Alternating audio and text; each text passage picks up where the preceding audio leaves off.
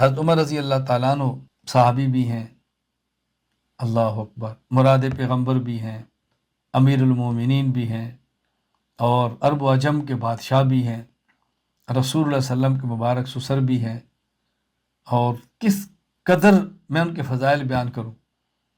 سارا کچھ ہونے کے باوجود امام مالک بن انس رحمہ اللہ وفات 179 ہجری موطا میں لکھتے ہیں، لما صدر عمر بن الخطاب بن منا، حضرت عمر جب مینا سے سبحان اللہ روانہ ہوئے، اناخ بالابطح، مقام ابطح میں اپنے اونٹ کو بٹھایا، ثم قوم قومتاً بطحا، کنکریوں کو جمع کیا اس پر لیٹ کر آرام کرنے کے لیے، ثم طرح علیہا رداءہ، پھر اپنی چادر اس پر بچھا دی، بستلقا، اور آپ لیٹنے لگے، ثم مد یدیہ الی السماء، اپنے ہاتھ آسمانوں کی طرف اٹھا لیے اور عرض کرنے لگے، اللہم کبرت سنی، اللہ اب میری عمر بہت ہو گئی ہے، وضعفت قوتی، اللہ میری جسمانی قوت کمزور ہو گئی ہے، وانتشرت رعیتی، اللہ میری رعایا پرامن خوشحال ہو کر پھیل گئی ہے، فاقبضنی الیک غیر مزیئن ولا مفرط، سبحان اللہ، یا فاقبضنی الیک غیر مزیئن ولا مفرط، اے اللہ مجھے اس حال میں اٹھا دے کہ میرا دامن عجز و ملامت سے پاک ہو، بس مجھے اس طرح اٹھا لے اللہ، میں ضائع بھی نہ ہوں اور میں نے زیادتی بھی نہ کی ہو، مجھے یوں اٹھا لے، بس یہ آپ نے دعا مانگی، اور اس کے بعد پھر آپ مدینہ منورہ کی طرف روانہ ہوئے۔ آپ کی تمنا کیا ہے؟ امام ابو القاسم سلیمان بن احمد بن ایوب شامی طبرانی رحمہ اللہ وفات 360 ہجری، المعجم الاوسط حدیث نمبر 2795 لکھتے ہیں، حفصہ رضی اللہ تعالیٰ عنہ حضرت عمر کی بیٹی، رسول اللہ صلی اللہ علیہ وسلم کی بیوی، حضرت عمر کو دعا مانگتے ہوئے دیکھتی ہیں۔ آپ فرماتے، اللہم قتلا فی سبیلک وفاتن فی بلد نبیک، اللہم قتلا فی سبیلک وفاتن فی بلد نبیک، اے اللہ میری خواہش ہے کہ میں تیرے راستے میں شہید ہوں اور تیرے نبی کے شہر میں میری وفات ہو، صلی اللہ علیہ وسلم۔ حضرت حفصہ نے کہا، میں نے عرض کیا، انا یکون ھذا، ابا جی کیسے ہو سکتا ہے؟ فرمایا، یأتی بہ اللہ انشاء، اللہ نے چاہا تو بیٹی ایسا ہی ہوگا۔ یعنی کیسے ہو سکتا ہے؟ آپ کو میدان جہاد میں جانے نہیں دیا جا رہا کہ آپ ذمہ دار ہیں، آپ سے امور وابستہ ہیں، جب آپ جائیں گے نہیں تو شہید باہر کیسے ہوں گے؟ اور مدینہ میں ممکن نہیں ہے کوئی شخص آپ کو شہید کرے بظاہر، یہ کیسے ہوگا؟ فرمایا بیٹی ایسے ہوگا۔ پھر دیکھیں ہوا، مدینہ منورہ میں شہید ہوئے، اللہ اکبر۔ ایک اور روایت موجود ہے کہ حضرت عمر رضی اللہ تعالیٰ عنہ نے ایک بار خطبہ دیا ممبر پر، اور آپ نے فرمایا کہ ان فی الجنت قصرا، جنت میں ایک محل ہے، اللہ اکبر، اور اس محل کے غالباً 100 دروازے ہیں، اور ہر دروازے پر غالباً 1000 یا کتنے، فرمایا اتنی حوریں ہیں، فرمایا لا يدخل فی الا نبی، اس میں نبی ہی جائے گا۔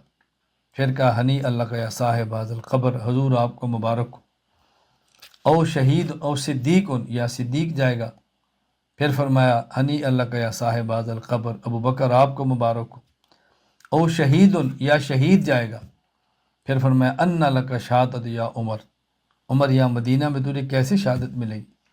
پھر آپ فرمانے لگے، ان اللہ الذی اخرجنی من مکہ الی دار الہجرہ قادر علی ان یسوق علی الشہادہ، اللہ اس بات پر قادر ہے جو اللہ عمر کو مکہ سے مدینہ لایا، وہ شہادت کو باہر سے مدینہ لے آئے۔ بالآخر عمر رضی اللہ تعالیٰ مدینہ منورہ میں شہید ہوئے۔ آگ وفات سے کچھ قبل حضرت ابو موسیٰ اشعری رضی اللہ تعالیٰ عنہ نے ایک خواب دیکھی۔ امام ابو زید عمر بن شبہ بن عبیدہ النمیری رحمہ اللہ وفات 262 ہجری تاریخ المدینہ میں نقل کرتے ہیں کہ ابو موسیٰ اشعری رضی اللہ تعالیٰ عنہ فرمایا کہ میں نے رات خواب دیکھی ہے کہ میں نے بہت سارے گھوڑے پکڑے ہیں، آہستہ آہستہ گھوڑے کمزور ہونا شروع ہو گئے، ختم ہونا شروع ہو گئے، ایک گھوڑا رہ گیا اور میں نے اس کو چلایا یہاں تک میں ایک پہاڑ پر پہنچا۔ وہاں میں نے دیکھا کہ رسول اللہ صلی اللہ علیہ وسلم پہاڑ پر موجود ہیں اور آپ کے پہلو میں ابو بکر صدیق رضی اللہ عنہ ہے۔ رسول اللہ صلی اللہ علیہ وسلم عمر کی طرف اشارہ فرمایا اور یہ فرمایا انا للہ و انا راجعون، اللہ اکبر، انا للہ و انا راجعون مات واللہ امیر المومنین۔ اب یہ حضرت ابو موسیٰ اشعری فرما رہے ہیں، اس کی تعبیر میں یہ سمجھا کہ امیر المومنین کی وفات کا وقت قریب آ گیا۔ تو جب یہ جملہ کہا تو انس کہتے ہیں میں نے کہا الا تکتب بہذا الی، آپ ان کو یہ بتاتے کیوں نہیں؟ فرمایا ما کنت لانعى له نفسا، میرا جی نہیں چاہتا کہ ان کی وفات کی خبر ان کو دوں، بل میں نے دیکھا مجھے لگتا ہے کہ ان کے جانے کے وقت قریب آ گیا۔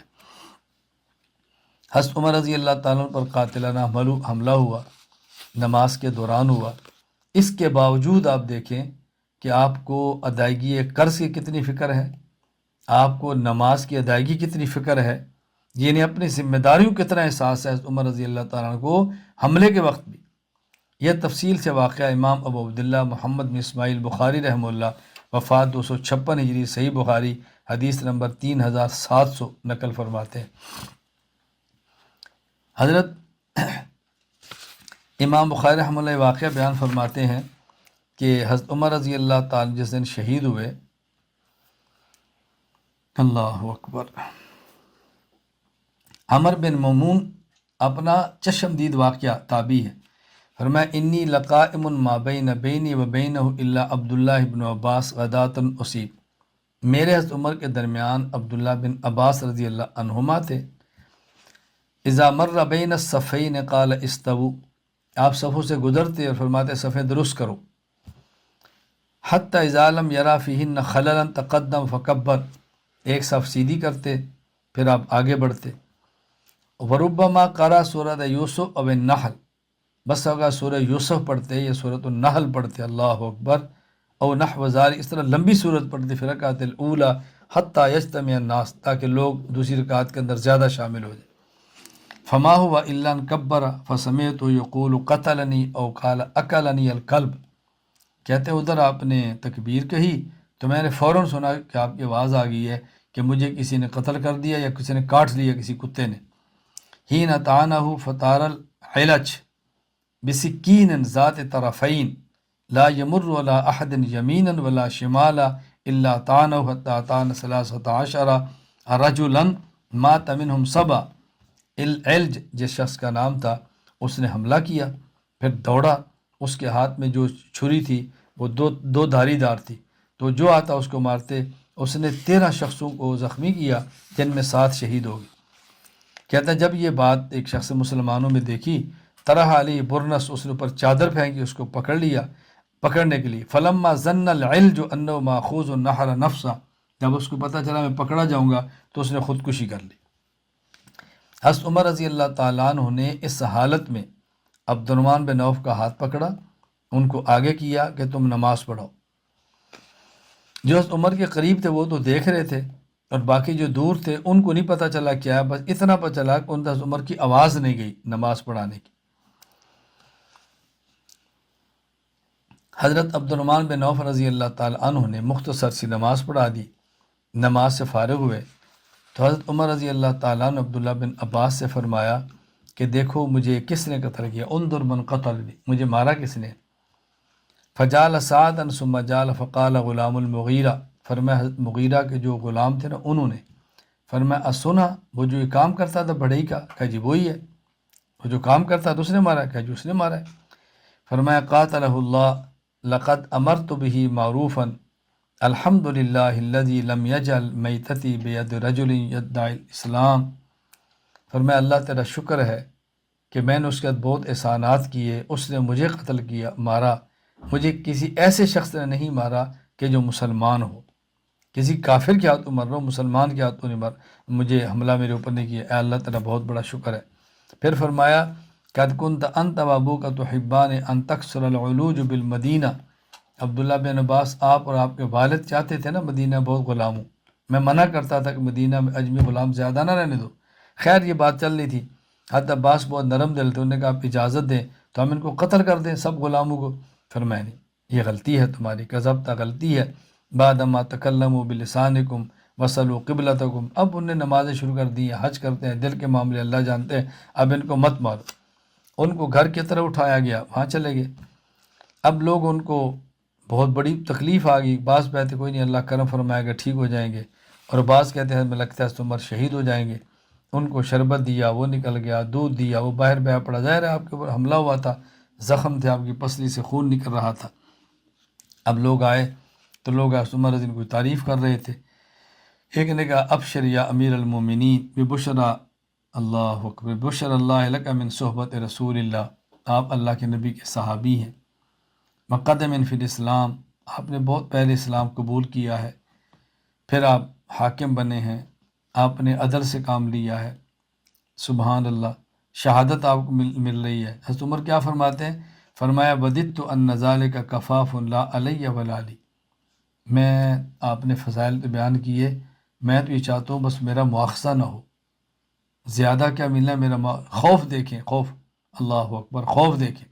حضرت عمر رضی اللہ فلما ادبر اذا ازارہ یمس الارض قال ردوا علی الغلام قال ابن اخی ارفع ثوبک فانه انقى لثوبک. سبحان اللہ. واتقى لربک یا عبداللہ ابن عمر انظر ماذا علی من الدین، کہ آپ نے بیٹے کو بلایا، فرمایا کہ دیکھو یہ میرے اوپر قرض کتنا ہے، قرض دیکھو. قرض شمار کیا گیا، فباجدوا ستۃ و ثمانین الفا، 86,000 حضرت عمر کے اوپر قرض تھا. 86,000 حضرت عمر پر قرض تھا. حضرت عمر فرمانے لگے اگر یہ قرض عمر کی اولاد کے مال سے پورا ہو تو ادا کر دو، اگر نہ ہو تو بنی عدی بن کعب ادا کریں، اگر ان سے بھی پورا نہ ہو تو پھر قریش سے پوچھو، اگر ان سے بھی پورا نہ ہو تو پھر بیت المال سے ادا کر دو. حضرت عمر رضی اللہ تعالیٰ عنہ دنیا سے جا رہے ہیں، اپنی جگہ پر مصلی پر امام بھی کھڑا کر رہے ہیں، نماز ہو رہی ہے، اپنے قرض کی ادائیگی کی وصیت بھی فرما رہے ہیں. کس حد تک اہتمام ہے فرائض کی ادائیگی کا. یہاں ایک بات بہت اچھی طرح سنیں. مجھے ایک صاحب ملے یا استنبول میں، تو مجھے بڑے وہ فخر سے کہنے لگے الحمدللہ میرے اوپر 1 روپیہ بھی قرض نہیں ہے. میرے قرض کا تذکرہ ہوا مجھ پر کتنا قرض ہے، کہتے ہیں الحمدللہ مجھ پر 1 روپیہ بھی قرض نہیں ہے. میں نے کہا اگر قرض عیب ہوتا تو رسول اللہ صلی اللہ علیہ وسلم پر کبھی بھی قرض نہ ہوتا. اگر قرض عیب ہوتا تو نبی پاک صلی اللہ علیہ وسلم تو ایوب سے پاک تھے. اگر قرض گناہ ہوتا تو نبی پاک صلی اللہ علیہ وسلم کبھی قرض نہ لیتے. میں نے کہا نہ عیب ہے نہ گناہ ہے، ادائیگی نہ کرنا ہونے کے باوجود یہ عیب ہے، ایسا اللہ کے نبی نے کبھی نہیں فرمایا. پھر میں نے ان کو مزاحن کہا بھئی آپ نے کوئی کام کرنا ہو تو قرض لیں گے نا، آپ نے اپنی بیوی اور 2 بچے پالنے ہیں، اس کے لیے آپ کی ماہانہ تنخواہ کافی ہے، آپ قرض کی ضرورت کیا ہے. کوئی آپ نے مہمان نوازی کرنی ہو، کوئی آپ نے کتاب چھاپنی ہو، کوئی آپ نے دین کا سفر کرنا ہو، کوئی آپ نے کسی کا تعاون کرنا ہو تو آپ پھر قرض لیں گے نا، آپ کیوں قرض لیں گے. وہ خاموش ہو گئے. مجھے بہت سارے احباب یہ بات کہتے ہیں تو میں کبھی ان سے کہتا ہوں بھی ہماری مسنون سی زندگی ہے قرض کی ترتیب. جو میرے قریب ہیں وہ بہت اچھی طرح اس طرح کو جانتے ہیں کہ میں کس طرح اپنی پوری زندگی قرض کی ترتیب پر چلاتا ہوں. قرض لیا، گاڑی خریدی، قرض اتارا، گاڑی اپنی. قرض لیا، مکان خریدا، قرض اتارا، مکان اپنا. قرض لیا، کتابیں چھاپیں، قرض اتر گیا، کتابیں اپنی. تو ہم اس ترتیب سے چلتے ہیں. میں یہ بات بار بار کہہ رہا ہوں، حضرت عمر رضی اللہ تعالیٰ عنہ کی زندگی پڑھنے کا مقصد یہ ہے ہم اپنی زندگی ان کے مطابق اپنائیں. صرف میرا پڑھنا اور آپ کا سننا یہ کافی نہیں ہے. ہمارا مقصود صرف اجر و ثواب نہیں ہے، اس کا بہت زیادہ اہتمام کریں. اللہ میں بات سمجھنے کی توفیق عطا فرمائے. ایک شخص زخمی ہے، مصلی پر امام بھی کھڑا ہو رہے.